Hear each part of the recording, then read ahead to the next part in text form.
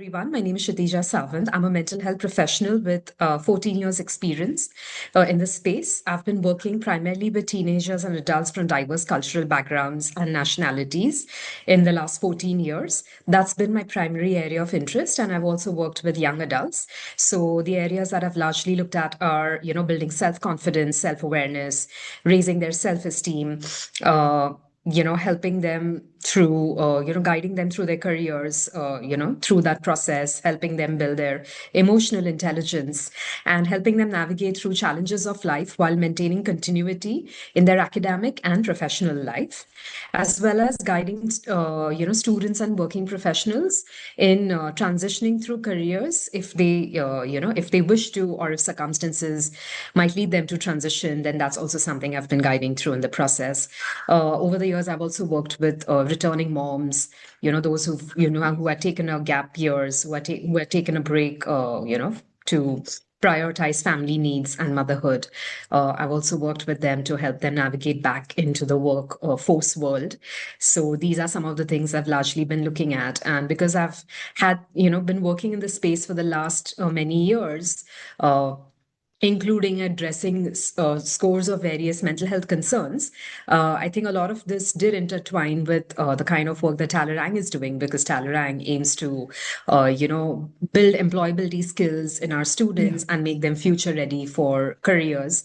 And we know, given that we are living in the disruption era, the era where AI is a new reality, I think having an organization like Talerang becomes even more important. And I'm happy to be here today, to speak to Sneha and share, how the work that I'm doing in the space of career guidance and mental health can, help in synchronizing with the kind of work that Sneha and her team at Talerang have been doing over the last many years.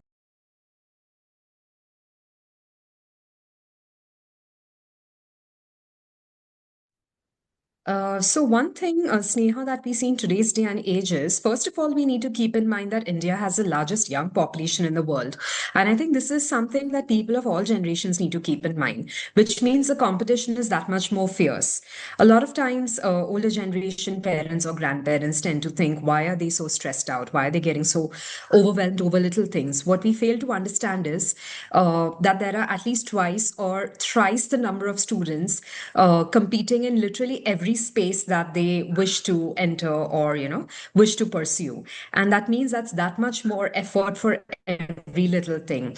And then the resources or the opportunities available are still proportionately scarce, in the sense that compared to the population that we have.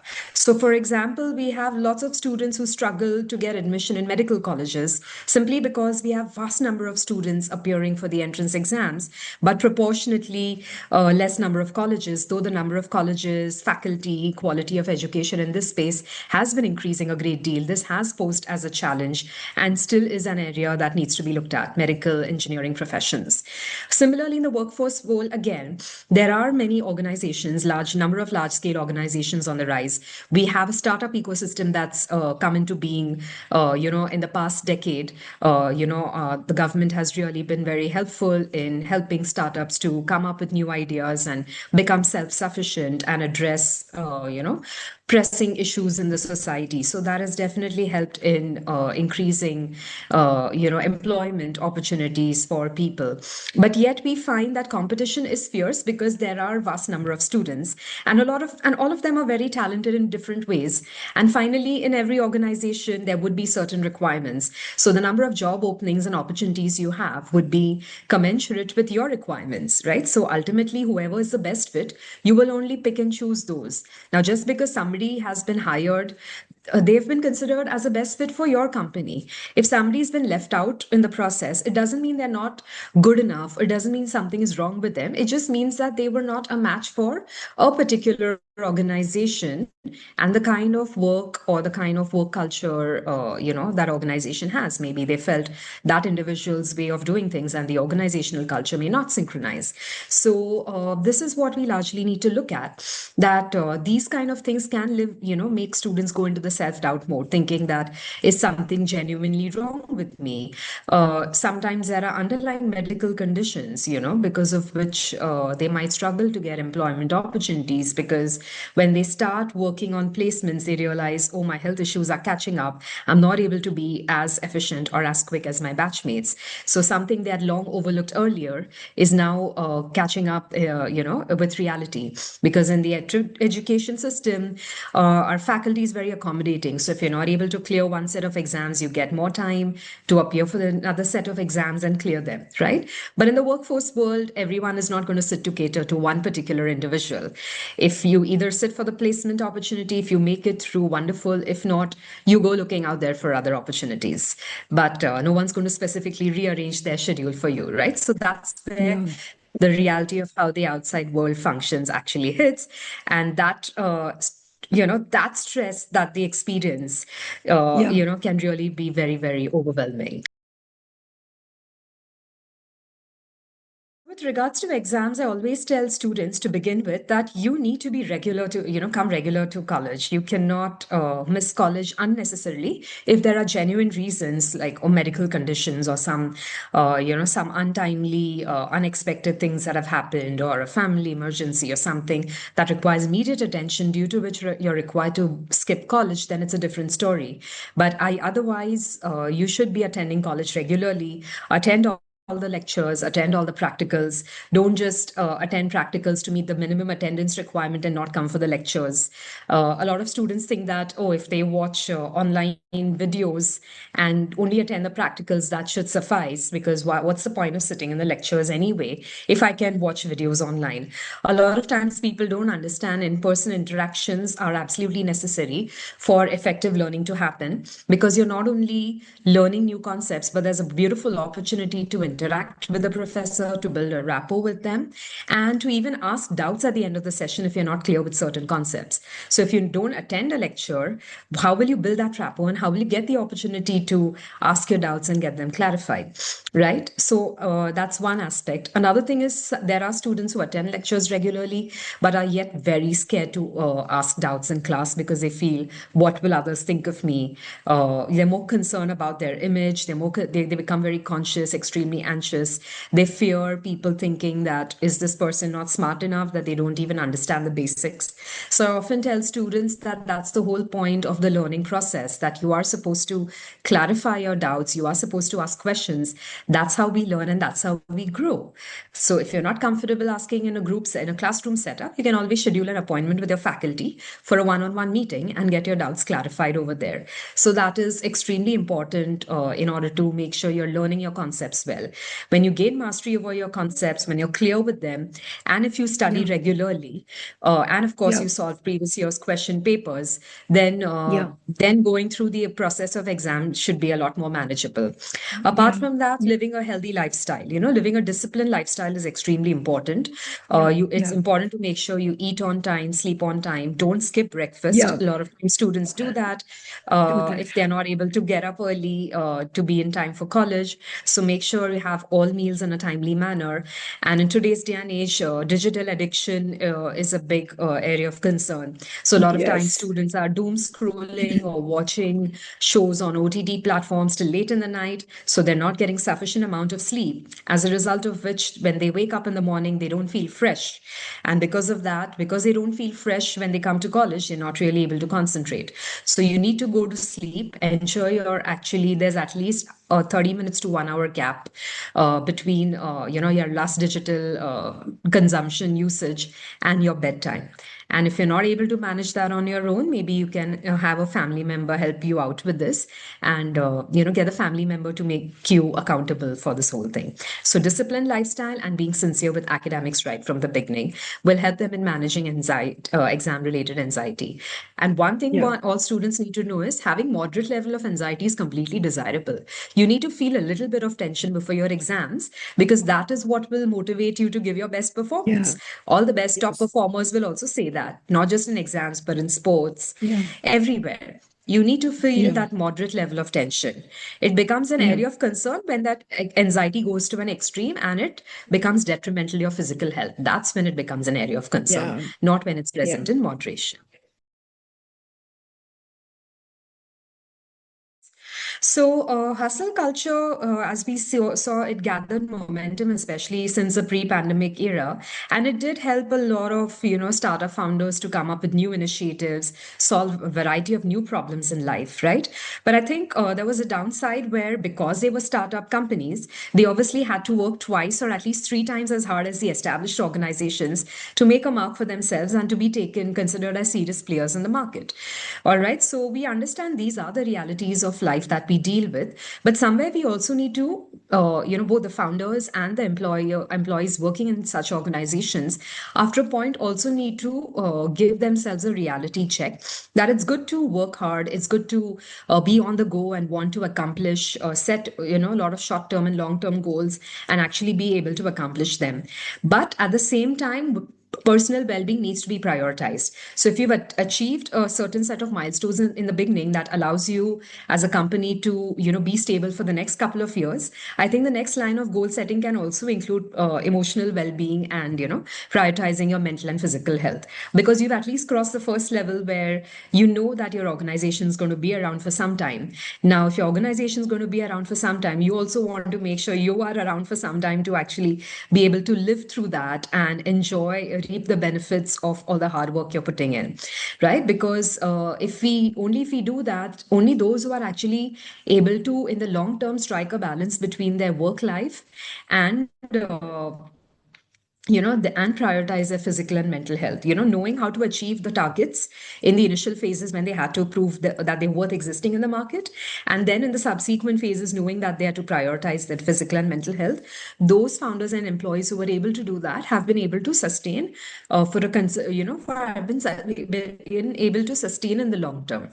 Those organizations and founders and co-founders who could not do that, they could not sustain. We've also heard unfortunate stories of sometimes certain founders of certain organizations suddenly suffering from massive heart attacks, and us as a world losing such talented employees, right? So we need to understand that life once lost, at least physically, they don't come back. So it's important to understand that while we are living, we live well, we make contributions to the society, but let's not forget to contribute to our own well-being. The amount of energy, compassion you're putting into your work, take some time out to put that energy and compassion into yourself, because as the popular saying goes, you cannot pour from an empty cup. So you need to refill your own energy and resources from time to time, right? So Yeah. that's the key factor we need to understand. So acknowledging that burnout is happening is very important for us to be able to address this issue in the first place. Always tell students it's not about sounding confident. You actually have to become confident from within, and for that I do a lot of reflective work with them during the sessions that I'm with in one-on-one. You need to do a lot of reflective work to understand who you are at the very core, right? There are a lot of analogies I've used when it comes to helping students understand what self-awareness looks like. So for example, take a pomegranate fruit. Well, how does it look like on the outside? Sometimes it looks very dark. Sometimes it's a nice pinkish color. Sometimes it's dark, pinkish, maroonish. So it varies, right? And if you draw conclusions on how the pomegranate is only based on its external appearance, you're more likely to go, make a mistake or go wrong. But when you slice that fruit and you look at it inside, it's nice and bright, reddish, maroonish, juicy, even tasty, right? And that's exactly how it is with us, our self awareness and our true potential. That we need to be able to go inward and figure out who we really are at the very core. That's when we will be able to make the right choices. That's when we will know who we truly are, and then we will be able to strive for living a life that's in alignment with our life values. So first you need to understand who you are at the very core, understand what matters the most to you in life, understand if the environment you are aspiring to be in, is it aligned with your life values or not. Understand the level of emotional stability, the emotional safety or comfort. Do you have that kind of comfort? Do you think you'll be able to find that comfort that you're seeking in that particular space? I understand in the era that we live in, your first job is not your last job, so it's not possible to have each and everything in your first job. But at least even if some of the basics you're able to meet, some of the basic requirements are met, when you're looking for opportunities, then take that up. If you're absolutely struggling and it's a recession era and you're not able to find anything and economic pressure is mounting at home, then it's best to, of course, take up whatever comes your way, get some work experience, which will still be valuable because you'll be able to show that on your resume, and then look for another desirable opportunity, right? So that's another way to go, if there are genuine struggles that we find happening in the environment and at home. But otherwise, Yeah. becoming self-aware, understanding, getting to know who you are at the very core, mapping your Yeah. career plan, making a note of your Yeah. short-term and long-term goals, all that becomes extremely essential. So do what you want to do because what's good for you. This is not the time to get into the peer pressure mode. Don't take up a job because your friends are also doing the same thing. You The do same something job. because that's what you genuinely want to do, right? So Yeah. this is what we students need to keep in mind, that once you step into adulthood, you should not be doing the same thing just because your friends are doing. Maybe that mindset up to a certain point till undergraduate degrees worked, but it's not going to work after that.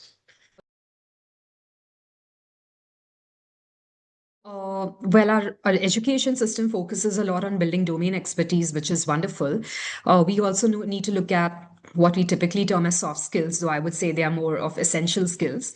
So, building interpersonal skills, learning to empathize with others, building teamwork and negotiation skills.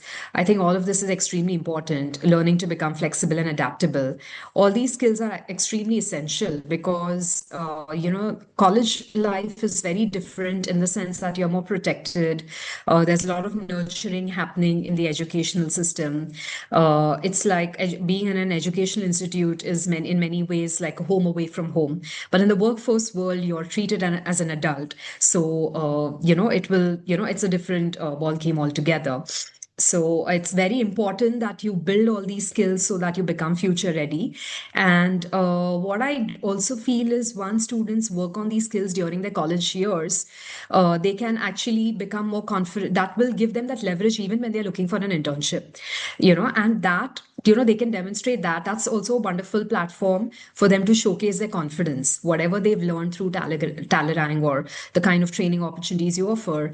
They can showcase that along with the domain expertise they have been acquiring through their college education at their internship sites, and that in itself will actually help them in becoming future ready for a full-fledged or a full-time role. So I think that becomes really essential, even more now than ever.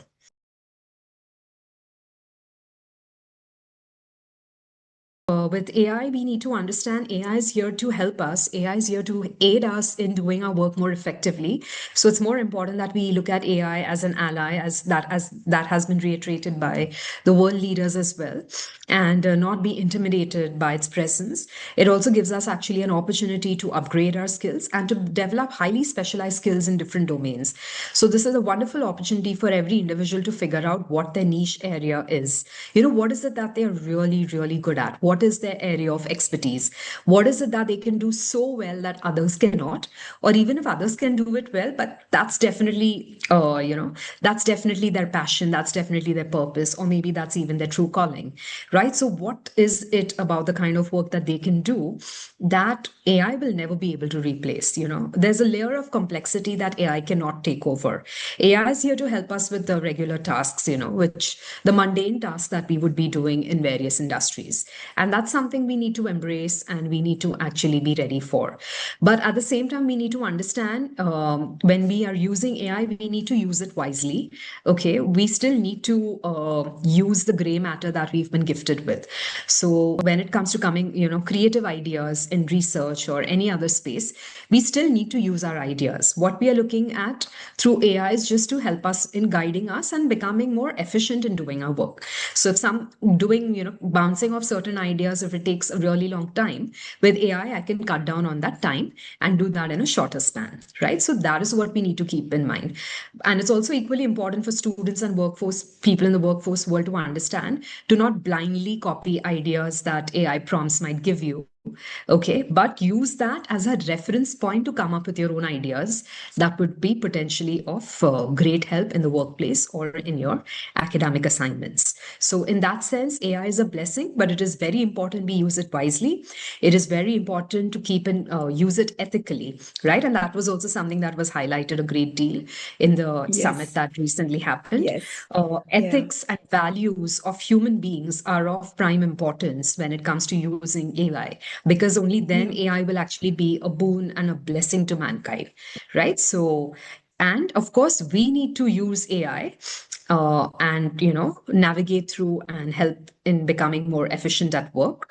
Okay, so that is how it needs to be, not the other way around. AI should not be controlling us and monitoring everything that we do. We need to use AI for our assistance, and that is something we Yeah. need to keep in mind throughout, right? Also, Yeah. democratization and maintaining transparency, right? Yes. So when it comes to communication, so that's also what a lot of workplace and industries are looking at. So today, in today's day and age, also we find on social media sites, if you're writing certain articles and posting them, they mention that if you've used AI for assistance, you're supposed to mention that in the disclaimer, right? So Yeah. maintaining that kind of transparency also helps in building healthy relations with the people we are working and interacting with. So these are largely the things we need to keep in mind. And basically, the moral of the story is for every individual, figure out what your niche is, figure out what your area of expertise is, and go for it. Become Yeah. absolutely thorough with it, and then use AI to support you in the process.